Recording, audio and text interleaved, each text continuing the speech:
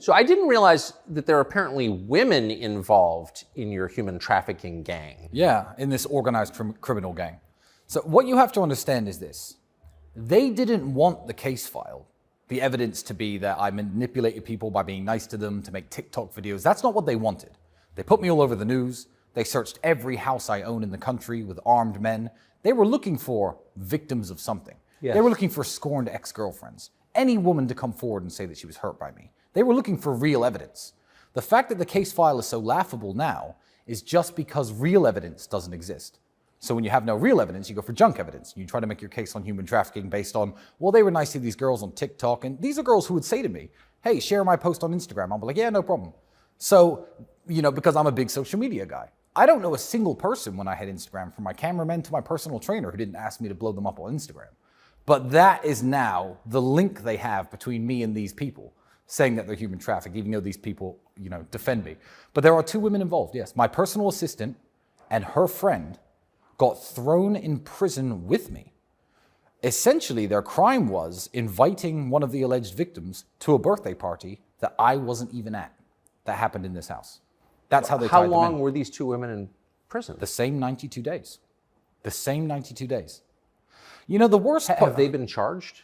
Yeah, along with us. They're part of the organized criminal gang, which is hilarious because Luana, one of the girls, has never, ever, in the whole 6 years I've known her, had a conversation with Andrew once. They don't know each other. Andrew didn't even know her name. And she's apparently a part of this organized criminal gang. The interesting part is, do you remember Christopher Hitchens when he was alive? I knew him well. Oh, well, I've never met the guy, but I read an article he did for Vanity Fair about 11 or 12 years ago, where he volunteered to be waterboarded to test the effectiveness of torture on foreign prisoners. And the conclusion he came to was, in the article, and I remembered it vividly when I was in jail, if you don't have the answer to their questions and you are being tortured, you can psychologically break. You have to be torturing people who do know the answers. Otherwise, this is an ineffective mode of operating. And essentially, the way I look at the way these two women were treated was they were locked in prison because they know us. They're an attack vector on us. One is my personal assistant, so she knows everything I do. She does airport pickups, pays my electricity bills. And every week or so, they had the keys of freedom dangled in front of them. Are you ready to tell us about the Tate's criminal activities now? And they said no, and they stayed in prison. The next week, you ready to tell us about the criminal activities that the Tate brothers did? And the problem is, they can't have told the police about criminal activities that I take part in, because those criminal activities don't exist. So I see it as a method of psychological torture. I'm not mad I was sent to jail. Any notions of being angry at injustice and stuff that I truly have in my soul is for those two girls who went to jail with me, because they didn't deserve it. I mean, I've probably done something in my life that made me deserve something. These are two wonderful people. And they were sent to prison with me. One for having the crime of being my personal assistant, and one for the crime of knowing me and showing up at parties where these alleged victims who say they weren't victims were at. And they're charged in this organized criminal gang. But to be clear, none of the charges pertain to sex, no, rape, no, selling anyone, no, slavery, moving people across international borders to pimp them out. No, but that's certainly what they would have wanted. It's not the fact that, as I said, the evidence is junk because they now have to put a case together. But I'm confused as to how what you're being accused of constitutes human trafficking. Well, it's a very loose law. It's a very, But the term doesn't seem to have a real definition. No, it doesn't, especially when you understand that the Romanian alleged victims, who say they're not victims, have lived in this country for 10 to 15 years before I ever showed up here. So I'm not sure how the trafficking took place. But in a very loose way, they had to prove I was doing something with women by coercing them for my financial benefit, which is how we ended up with the TikTok story. Because the real evidence they wanted, maybe the prosecutors, maybe the people who attacked me genuinely thought I was a pimp. Maybe they did when they started this. And they assumed that the perp walk and putting me in handcuffs and walking me in front of the cameras would have women coming forward saying they were harmed. Maybe they were looking for real evidence. I don't believe if they knew that they were going to end up with this TikTok story, they would have initiated this attack in the first place. I really don't think. Why do you think they did? What do you think this is actually about? I think this is about Andrew. And the way to attack somebody is through his loved ones. I'm not going to say that, Andrew got me put in jail. But what a way to get to Andrew than to throw his little brother in jail and say, he's part of your gang, he's a human trafficker too.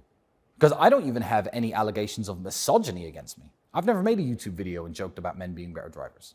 I've never done any of these things, but I had to go to jail along with him. So attacking me was a way of attacking him, and attacking my personal assistant and her friend, I think, was a way of hoping you were going to turn these women into prosecution witnesses, essentially, to lie and say that we did crimes.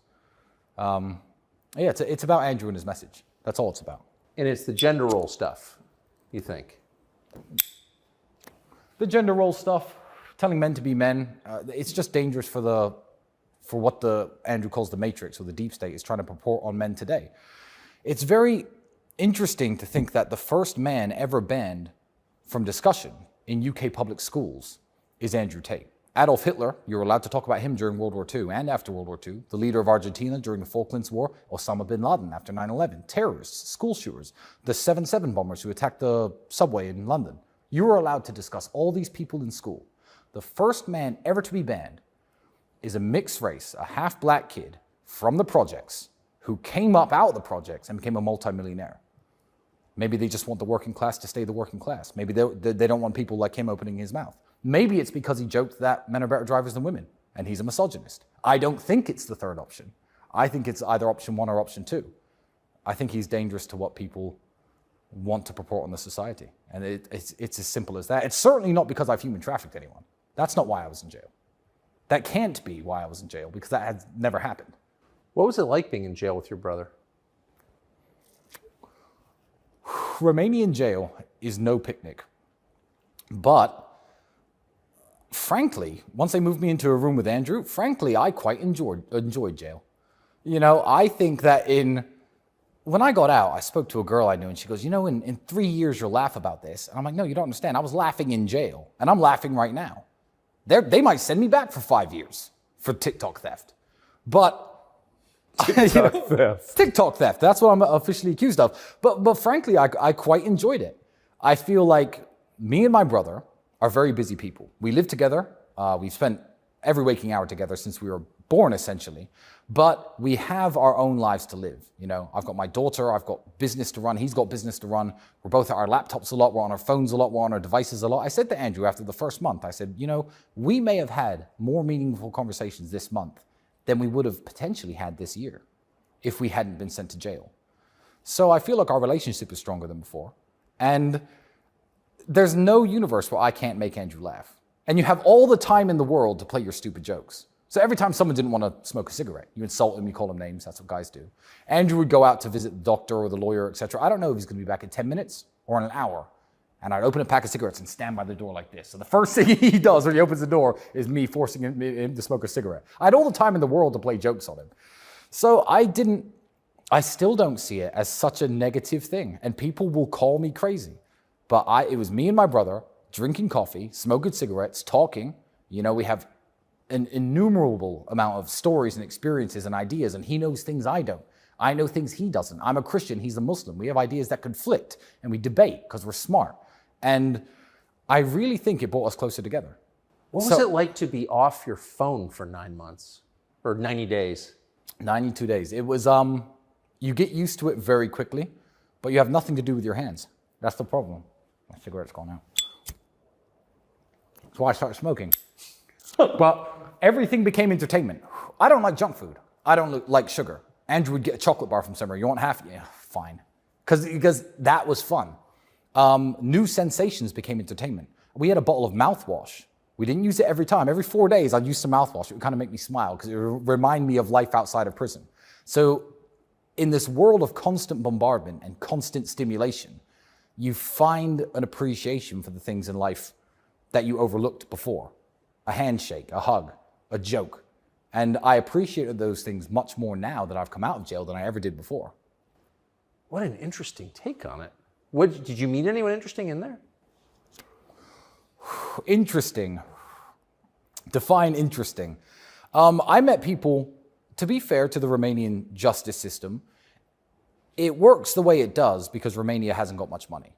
If you arrest some guy because you suspect he's been breaking into cars, for example, and you can't hold him without evidence and you let him go, you'll never find him again. He'll go back to his village and you'll never see the guy again. So there was one kid who was in jail for looking in car windows, essentially. We're going to investigate this guy month after month after month. Couldn't afford lawyers, was just sitting around in jail. So people had very interesting stories. I met heroin dealers, real human traffickers. I mean, like actual human traffickers. I'd go to court and the policeman who would escort me would say, oh, they definitely got to let you out. And I say, why?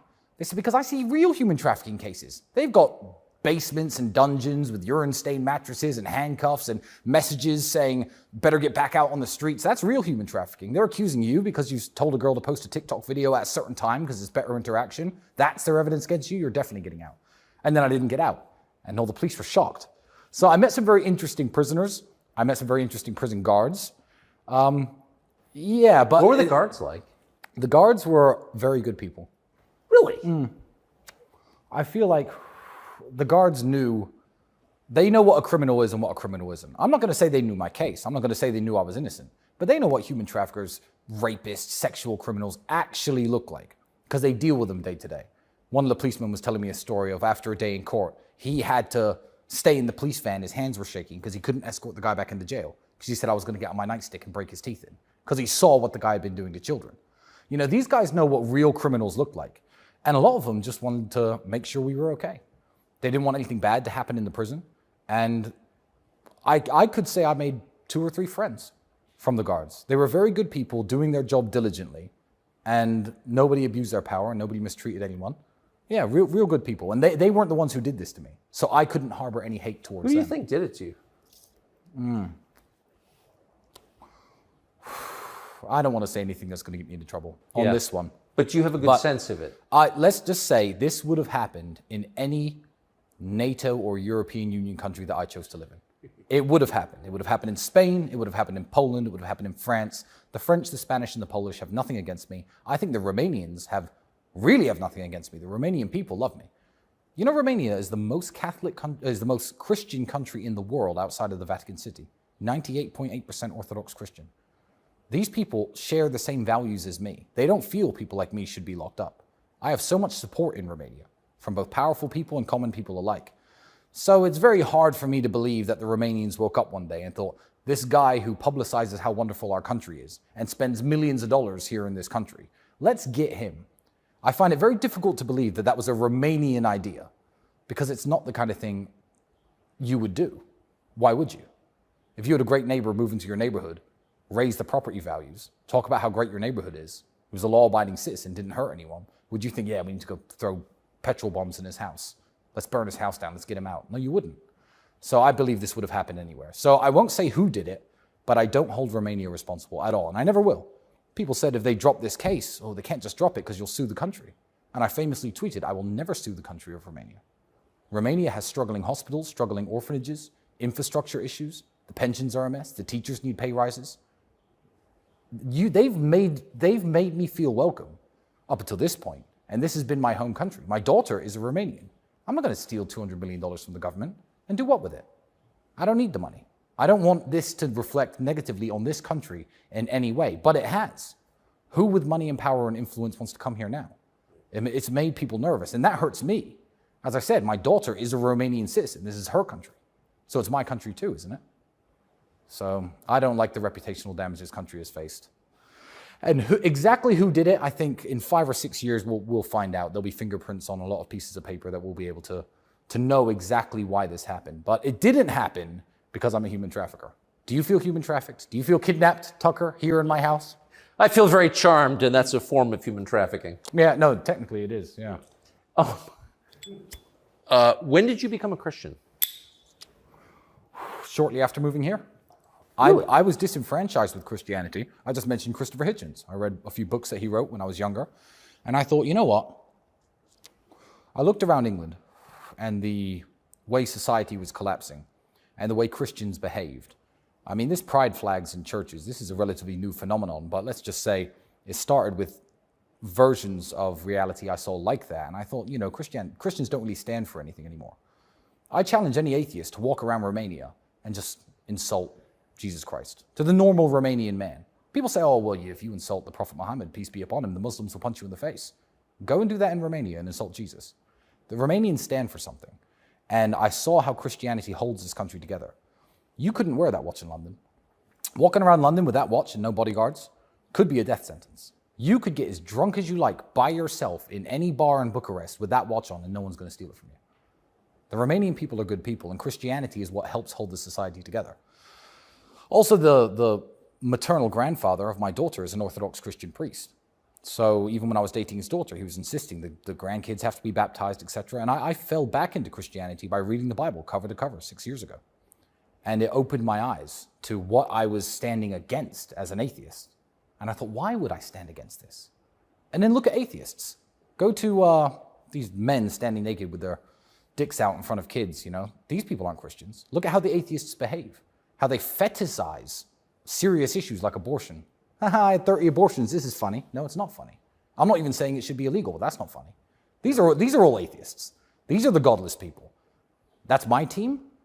I looked around and thought, these people don't represent me. Why am I saying I'm an atheist? Let me at least investigate what I'm missing out on. And that's what converted me. What was your childhood like? You know, I don't want to say difficult. I don't want to say difficult because me and my brother were always a team and we always lifted each other up in difficult situations. And now that I look back on things, when we first moved to England, we lived in a homeless shelter for 3 years with a bunch of other families. We had one single room, my mother, my sister, my brother, and me. And when I was a kid, like you'd go to your friend's house at school and then he'd be like, I'll come to your house next weekend. And my mother would have to explain to his mother, look, he can't come here. We live in a homeless shelter. But it never really hurt me at the time. I didn't feel like I was hard done by the world. I didn't feel like a victim. I didn't have this victim mentality because my father wouldn't allow me to think that way. So I can say it was difficult in retrospect compared to how my kids are going to be raised. They're going to have a much easier life than I had. But I didn't have a difficult time dealing with it when I was going through it. So I'd say my childhood was excellent because I had a mother who made sure we had 3 meals a day, a mother who had my clothes washed and ironed and repaired. If a button fell off, she could fix it. She took care of us. She read books to us. You know, I read a lot of books myself. We're not university educated. We left education at 16 years old, high school. So we're self-educated people. And yeah, I liked my childhood. I think it was very fun. Why'd you leave the UK? Money. My father got essentially screwed over by the VA, a story that I won't tell here. But although he played chess and he was a very smart man, he had no money, none. And there was a point when my mother and him, I believe, were going through the divorce, and she made the point of, look, if something happens to the kids, we can't afford to take them to the hospital. And they made the decision together saying, well, look, the kids are British citizens, you're a British citizen, go over and live in England. We'll see if we can fix the marriage at some point in the future. It never happened. But it was a financial issue that made us move. And probably one of the best things that ever happened to me. Did you think about staying there when you became an adult? Did I think about going back to the United States? No, back to the UK. Back to the UK? No. Well, I've always felt British. I moved to England when I was 8. So I was very young, it's why my British accent is stronger than Andrew's, because he was a year and a half older than me by the time we moved there. But I really liked England, and I'm super proud of England and proud to be British, which upsets me because obviously England's falling apart. But I consider myself English, so I like that country. I can't move back now. When the government is saying you can't talk about this guy's brother in school, I'm going to move back there. I'm public enemy #1, and bad things will happen, worse than they happened here, I suspect. So sadly, I can't go back to England, but I do love England. I said if I could swear loyalty to any British leader ever, it would have been the Queen of England. King Charles, not so much. But like everyone's like, oh, who do you vote for? You know, Labour or Conservative, Liberal, Democrat? I was like, no, Queen Elizabeth II. That's the politician I'm proud of. I don't want to hear about the others because they're not interesting. And they just want to see the country fall apart. Do you think the monarchy will continue? If Charles dies soon, and I hope he doesn't, I believe that people will rally behind William in a way they have not rallied behind Charles. I believe that William is a much more popular figure. I believe that William has less skeletons in his closet, let's say. I believe that he could revive the English love for the monarchy, which died with Queen Elizabeth II.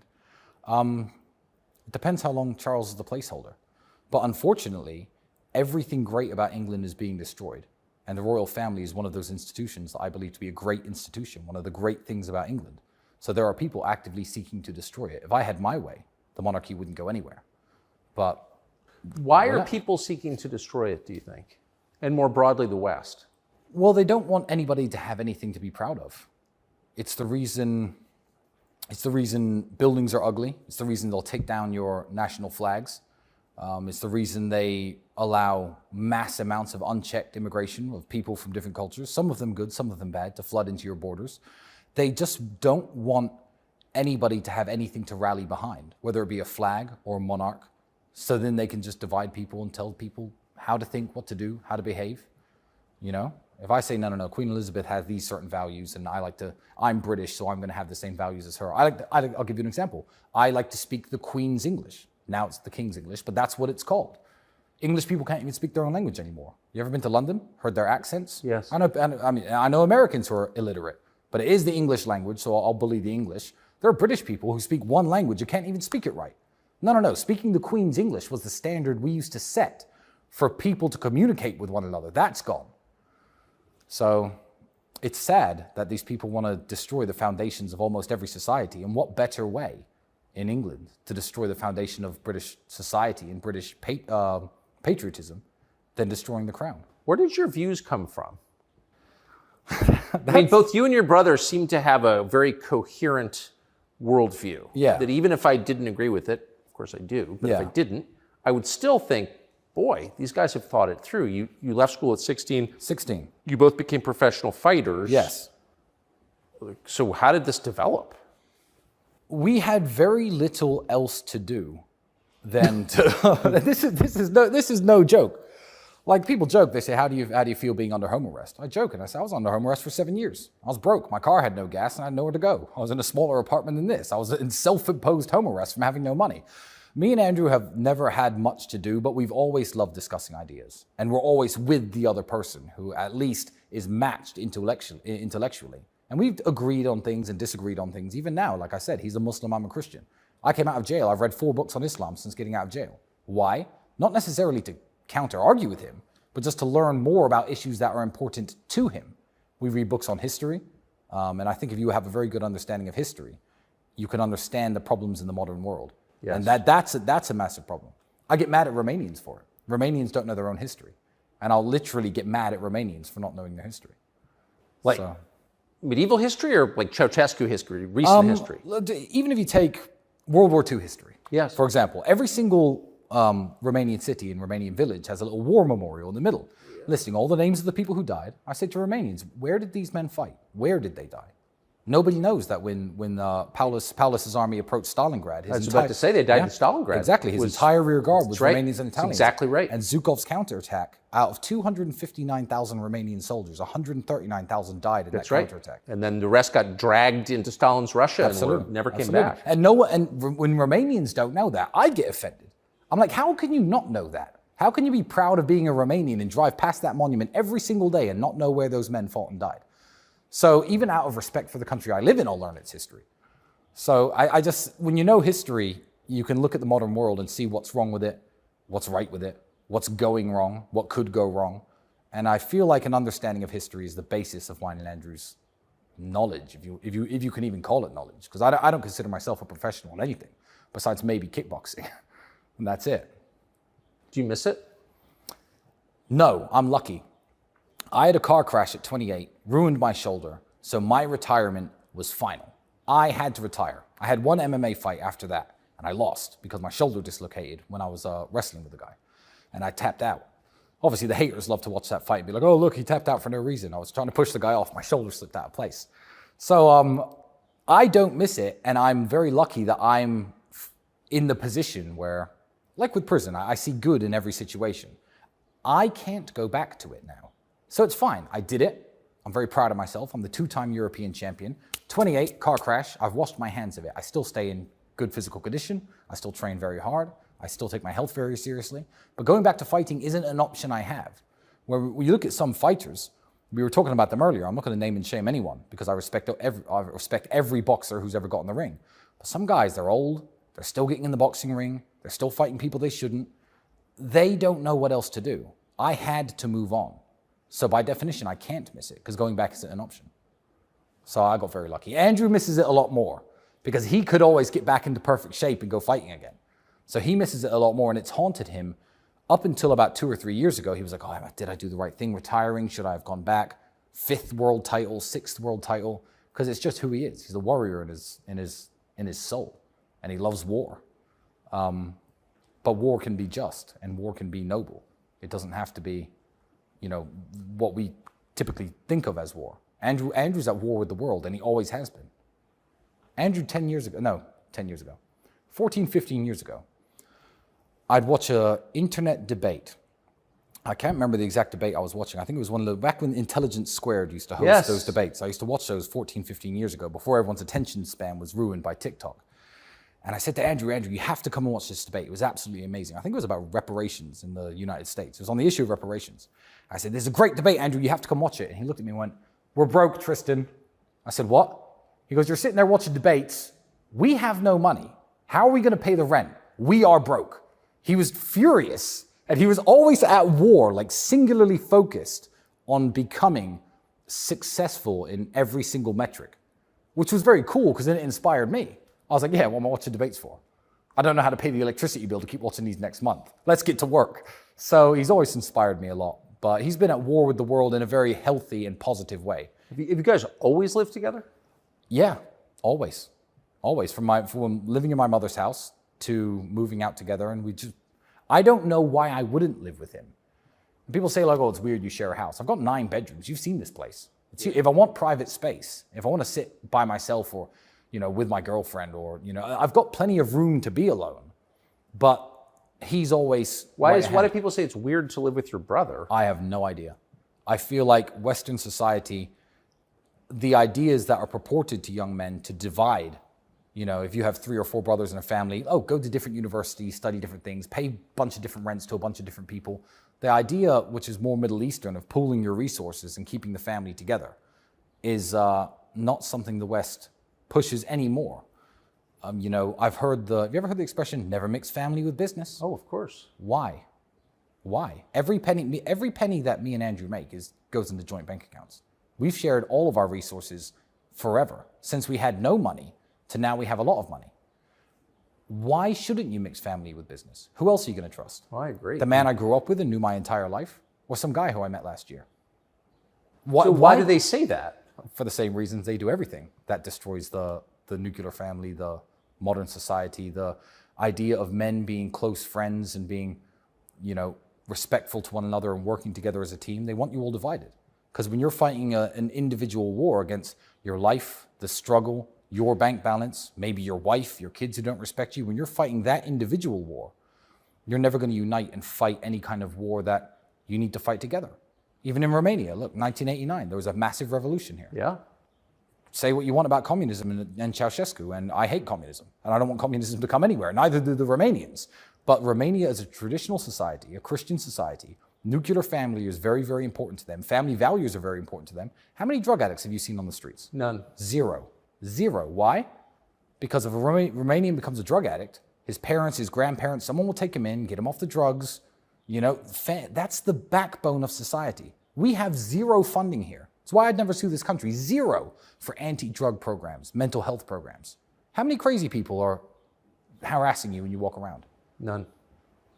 There we go. The family is very, very important. And I love Romania. So yeah, and they throw revolutions when they don't like something. They overthrew the president 6 years ago. They'll get together and say, no, we've had enough. Well, they shot Ceausescu and his wife. They shot him and his wife. Indeed, they did. Execute him. But I'm not a fan of communism, and neither are the Romanians. But Ceausescu wasn't, if you know about his life, he wasn't necessarily an evil man, but he was a completely uneducated man. It's easy in 2023 to say communism doesn't work. I know it doesn't work. You know it doesn't work. It's 1945, Romania. Communism's a new idea. Everyone's broke. Maybe we should try this. Some of the people who got into it and bought into it didn't necessarily do it with the worst of intentions. Right. Anyone pushing communism today is either thinks they're working under good intentions because they don't understand history at all. Like I said, lack of understanding of history. Or they're evil. They're truly evil because we know it doesn't work and we know how it ends up. Why do you think, and it seems to target the family first. The separation of the nuclear family gives the state the ability to raise your kids. and my brother's probably touched on this, the moment there's no father at home, the moment the mother's busy working, not at home cooking meals and raising the kids and reading books to them like my mother was, then who's raising your kids? The school, the internet, the television, whatever ideas we put on those are the ideas the kids are going to grow up with. We don't want dad out working and mom at home with the kids 24/7. No. The mother of my kids, call me sexist if you want, never has to work again. She can have passions. She can have interests. She wants to learn the violin, the piano, dance, ballet. She's a former gymnast, one of them. Go and do this. Good. You do what you enjoy. Don't worry about the money. I'll make the money. Pursue your passions because I want you at home with the kid. That's what I want. And people call me a misogynist and they call me sexist for it. Why? I've chosen her. She's obviously a good woman. I want her raising my daughter. I don't want her in a daycare with God knows who. Luckily in Romania, I'm relatively safe from that, but I mean, I've seen some questionable people working in your daycares in the United States, and it makes me very worried. Yeah, nobody cares anymore. What do the women in your lives think of your relationship with your brother? They think it's beautiful. The only type of woman, they come around to it very quickly. I feel like even if they're like, oh, you're 35 almost, and your brother's 36, and you live together, they'll find it weird until they see our relationship and see how we interact with each other and see how we live and see how we work together. They'll find it weird up until that point. I've only ever had Western women call it weird. I've only had, because Eastern Europeans have a different kind of mindset. They get why two men would work together and team up. In England, I've had English women say it's weird. We've had women try to get in between our relationship throughout our life. I don't know why they even tried. It's stupid. But it hasn't worked. But I also feel like, I mean, throwing me in jail, the authorities here, or whoever was attacking me, certainly underestimated our relationship. They thought Andrew was going to, I don't know, say something he shouldn't to get me out of jail. They thought I might roll on him to get myself out of jail. I don't know why they thought throwing us all in jail and saying we were a gang was a good idea. But you try to find weak links in a group. And also the fact that my personal assistant, God bless her, didn't lie about us to get herself out of jail. Mine and my brother's relationship, and I want to make this very clear, inspires the other people around us to loyalty. I have such high standards of what loyalty means because I have Andrew, that I expect absolutely nothing less from my friends. I mean, you've seen this house. There are men sitting around this house. They've flown across the world, 24 hours, some of them, to come sit on house arrest with me, as opposed to enjoying their lives and running their businesses or seeing their kids. They're here with me. The loyalty we have for each other translates into every other aspect of our lives. I feel like we get more loyalty from women, we get more loyalty from friends. We have a standard to measure loyalty against, and it's a standard that's 100%. So that's a beautiful thing about our lives as well. So that it works, it helps everything. How much of the media coverage of yourself and your brother do you read? Quite a lot, but I know what the articles are going to say based on who says them. You know, and I've heard fans of mine raise some quite legitimate questions about the webcam studio I used to own. Was that human trafficking? We can cover this in a minute. But I tried to read as much of it as I can, especially when I got out of jail, because I wanted to see where the land lays. But it's the comments section that overwhelmingly tell me the consensus of people. The most violent hit pieces can be made against me. The worst interviews, trashing my name, saying I'm a danger to society. I shouldn't be around anyone. I should be locked up forever. It's the comment section on those that tells me the true measure of who supports me and who doesn't. Because the people who hate me are just loud. They're very loud, but I don't think they're very big in number. Because the comment section trashes them, even on their own matrix media, mainstream media articles. The BBC will post an article. BBC people who subscribe to that page and like the BBC watch that video. The comment section trash them. Trash them.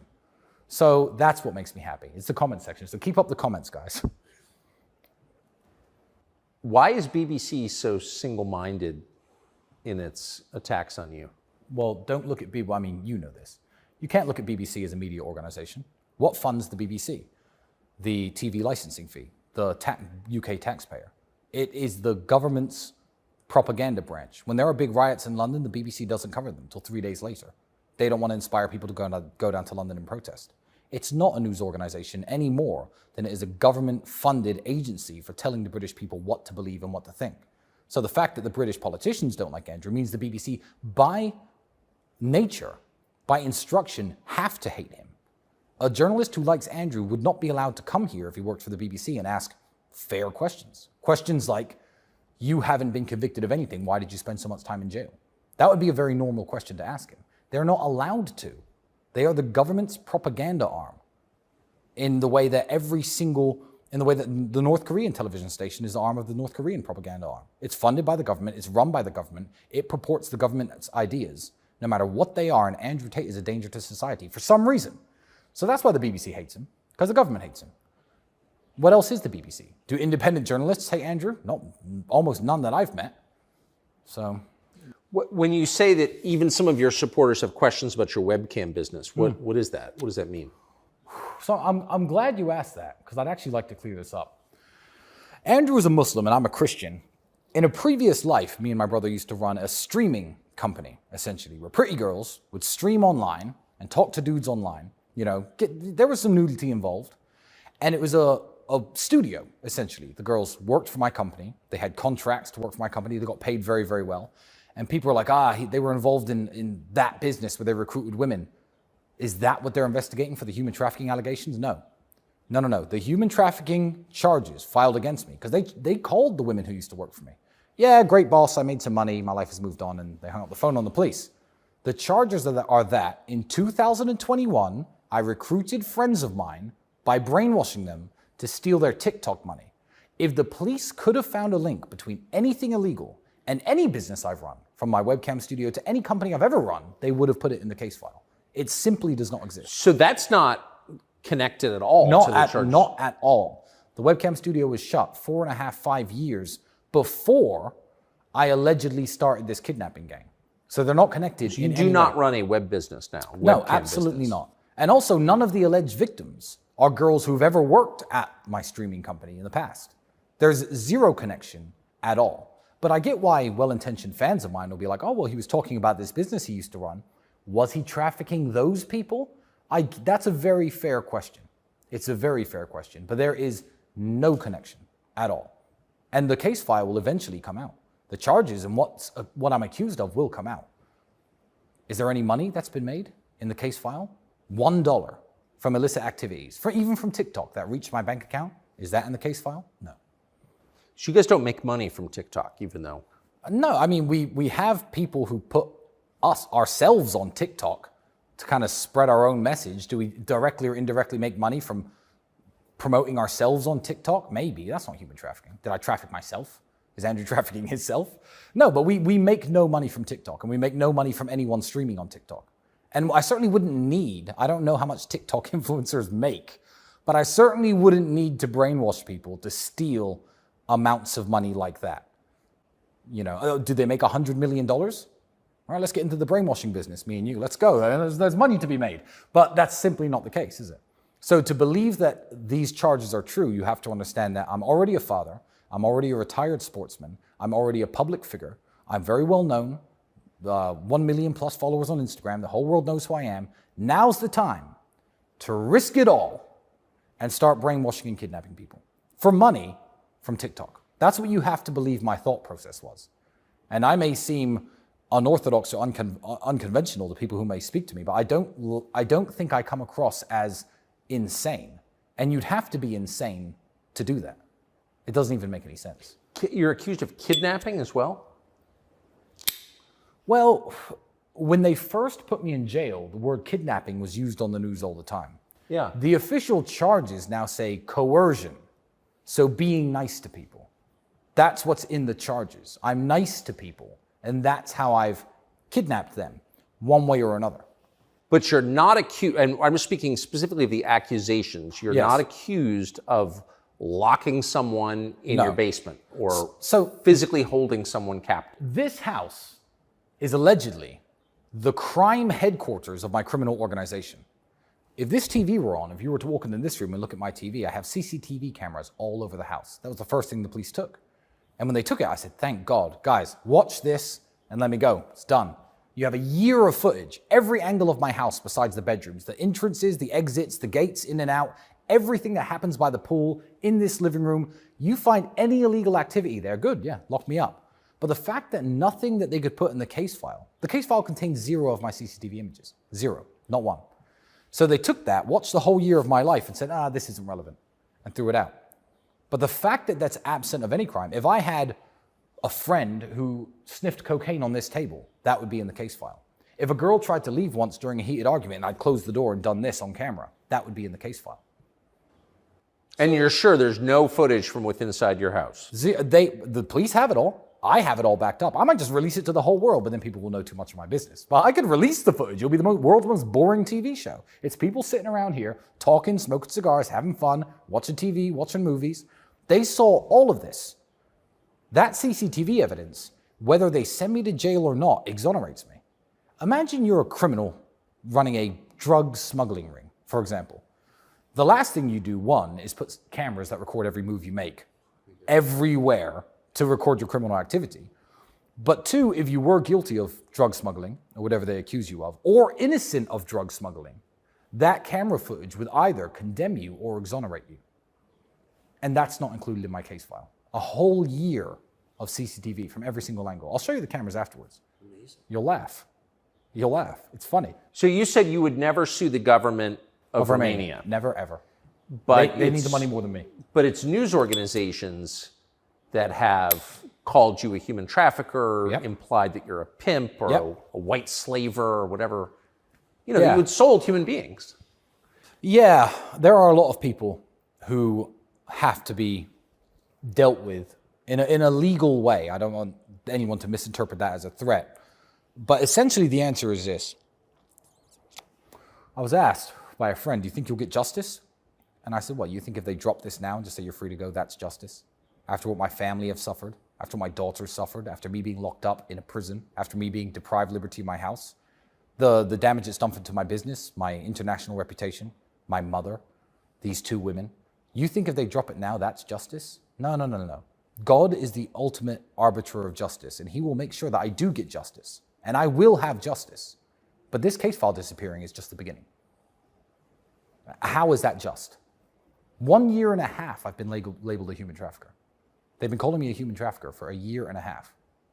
When you have a daughter who's 2.5 and she's banging on the door, screaming to go outside and play with the other kids, but you know you can't let her go outside because if she does, the other kids take their parents in. The other parents take their kids in. She has no friends. I bought her a dog. She's crying her eyes out. She used to be able to play with the kids in the neighborhood. Now she can't. What about her? Is it justice to drop this file now? No, people will have to pay. Legally.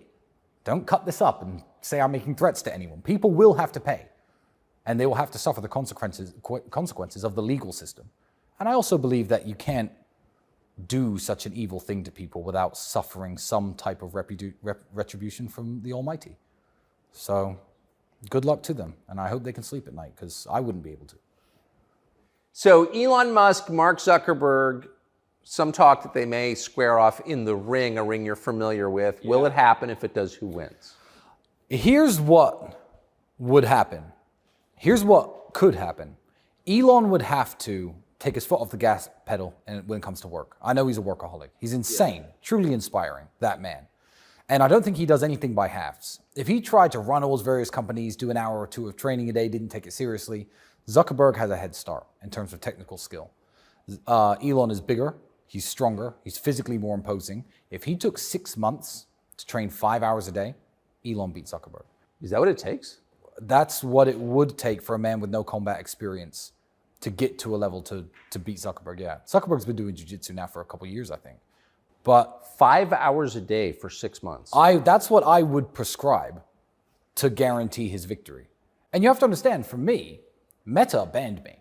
So I still had Instagram and Facebook until I was in jail. In jail without charges. My criminal record is completely clean. If anyone here has anything on their record, I'm cleaner than you. He deleted my Instagram when I was in prison. I posted photos of me in suits, photos of me with cars, with inspirational quotes. That was my Instagram. I was deleted while I was in prison. I came out, nobody can get my Instagram back ever. It's gone. So obviously I want Elon to win, because Elon has my back. I mean, whether he's endorsed me or not, I don't talk to him. I've never met the guy, but I have a Twitter account. So for me, it's good versus evil. Wait, on what grounds did Meta erase your account? No grounds. No one could find out. No one could find out. Representatives who work within Instagram say this is not a ban that's reversible. This is not a ban anybody can do anything about. This is an Alex Jones level, this guy's not allowed on the platform. I don't even know what I've said. Like, I literally don't know what I could have possibly said. But, I mean, in their defense, if I ran Instagram, I wouldn't want human traffickers on Instagram. But wouldn't an interesting question be, is this guy actually a human trafficker? Before banning me. I mean, wouldn't that have been the natural line of inquiry? How many American citizens have died from fentanyl they purchased over Instagram? I know. To this day, that is happening. I know. Drug dealers all over Instagram. People are peddling all sorts of hate, all sorts of degeneracy over Instagram. I literally posted car pictures, usually with a line from a book that I like. Just a cool quote. Me in a suit, me with a car, me with my dog. That was my Instagram. That was it. That was all I ever did. I didn't do anything weird on Instagram. I don't know why they banned me. So I would be Team Elon versus Team Zuck. I'd be cheering for Elon. But you think it would take a good 6 months to get up to that level? To 6 months, Elon could guaranteed win. Anything can happen in the fight game. I've lost fights I shouldn't have won. I've lost fights I should have won. Anything can happen in the fight game. But I think that Elon is bigger, is stronger. Weight classes exist for a reason. I mean, the size is real. And I think Elon could beat him, guaranteed, if he trained for 6 months. And I see the best fighters in the world offering to train Elon. My brother offered on Twitter. Jake Shields, a few other people have said, look, Elon, I will train you. If he took that seriously and took the help he needed, I think 6 months of training, You wouldn't want to lose to Mark Zuckerberg. No, you wouldn't. But I've lost to Mark Zuckerberg. Look, I have no Instagram. I don't use WhatsApp. I'm banned from all of it. So has Mark Zuckerberg beaten me? Yeah. So I'd be cheering Elon on. But Mark Zuckerberg, if you're listening, unban me, bro. Like, why? Why am I banned? At least get somebody from Instagram to explain to me what I was banned for. I'd like that. I really would. I'd like some closure. I don't need Instagram back, but I'd like to get an explanation, because no one who works there can seem to find one. And obviously know lots of important people who know lots of very high up people at Meta. No one can even get an explanation as to why I was banned. What do you think the answer is? The answer is, I'm Andrew's brother. I have similar views as him. When Andrew got banned, my following went up because everyone's following me just to see roughly what I'm up to in life, my stories, where I'm chilling, what I do. And I'm Andrew Tate's brother, delete me. That's the reason. That's kind of a North Korean principle. You punish the family. 3 generations, yeah, absolutely. So I guess my kids won't be allowed on Instagram either. But I can't complain too much. That's fine by me. I won't let my kids have Instagram. It's fine. You don't have to ban them, Mark. It's cool. Do you think, since you spend a lot of your life thinking about communications, the media, social media, like, where are we in 5 years? Is speech restored to the average person, or is there less speech? I would say, without trying to kiss your ass, because I'm not an ass kisser, that's down to people like you fighting the good fight. Depends on the American political climate, which obviously you have a lot of sway over, and America is the king of the world, whether anyone likes it or not. I believe it's the negative ideas from England and America that have certainly made this happen to me. Yeah. Also, my case is important for countries in Eastern Europe. Obviously, Romania is a big ally of the United States, has been for a very long time. They have a very good relationship with the United States. If Romania are happy to, if important people in Romania, who I know speak highly of me, stand up and say, we're not going to publicly crucify this guy because America doesn't like him or because England doesn't like him. I believe this is a very good moment for Eastern European countries as well, NATO allies. That's right. To say, look, we don't have to do everything you say. We don't have to follow this insane agenda of accusing people you don't like with imaginary crimes and throwing them in jail. This could be a victory for Romania. The work you're doing could be a victory for the United States. England's lost, so forget England. Yeah. There's no free speech in England, that's over. Yeah, so it all depends on what shifts happen, who wins the next elections, how effective cancellations are. You have people like, Rumble, Elon fighting against this silencing of every idea that's counterintuitive to the agenda of the deep state, or the matrix as my brother calls them. So I don't know, but it's a very interesting time to be alive. I would like, the optimist in me would like to think there's finally enough pushback. So let's take Alex Jones.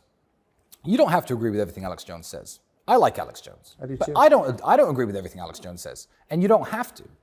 But Bill Maher famously, and credit to him, said when Alex Jones got banned, he said, we shouldn't be banning people. He said, I hate Alex Jones, but Alex Jones should be allowed to talk. Everyone should be allowed to talk in the town square. I feel like when they got Alex Jones, there was no safety net. He is a warrior, and he continued fighting, and now he's back in the mainstream. Good for him. But he was renegated to his own site with his own servers, streaming every day to small audiences after they axed him off YouTube. Cancellation. No one defended him. No one. I was on vacation that day. I was fishing out of the country, and the company that I worked for, which is supposedly in favor of free speech, said not one word in his defense. And it's like, first they came for Alex Jones. I didn't care because I wasn't Alex Jones. Yeah, it's the old adage. So now there is I don't even want to call it counterculture, but if you cancel people, look, they canceled Andrew. How successful was that? He's sitting here with you today. Yeah. He's bigger than ever. His voice is louder than ever. Now, thanks to people like Alex Jones, who took the initial brunt of the weapon, the cancellation weapon, now there are lots of different platforms, lots of different apps, lots of different applications. I mean, Elon's taken over Twitter, which was a mainstream app, which censored people very heavily. The pushback has started. So the optimist in me would like to look at the trend line and say things are getting better as compared to when they canceled Alex 6-7 years ago. Yeah, it does feel that way. Yeah, it does feel that way. So I'm going to be hopeful for the future. But also, I don't know what these people are capable of.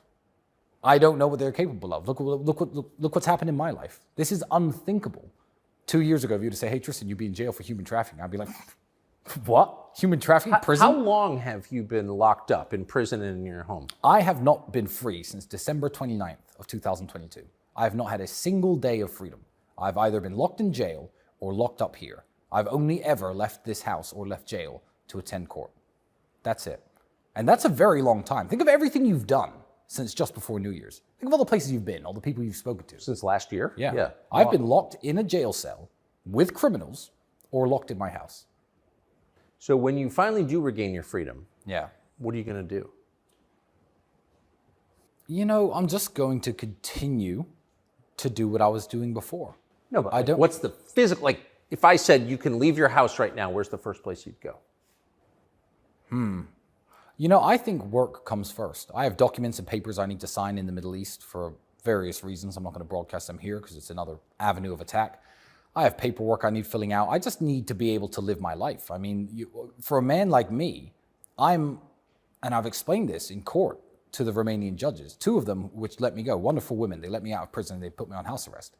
I said, this isn't just some preventative detention measure, because I'm not some drug dealer who's now not dealing drugs because I'm now in jail. I'm an international businessman. You want to know how much money I make and why? Let me come here tomorrow with paperwork and show you. I'll call my accountant. This is why I'm rich. There's no human trafficking.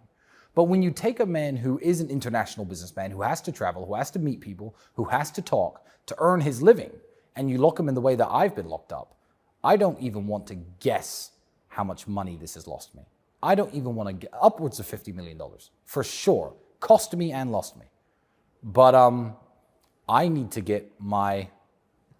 just get my life back in order and also enjoy it. I will appreciate things much more after being in jail. So I'm going to continue living the same life as before. Where would I go? I don't know. The Middle East?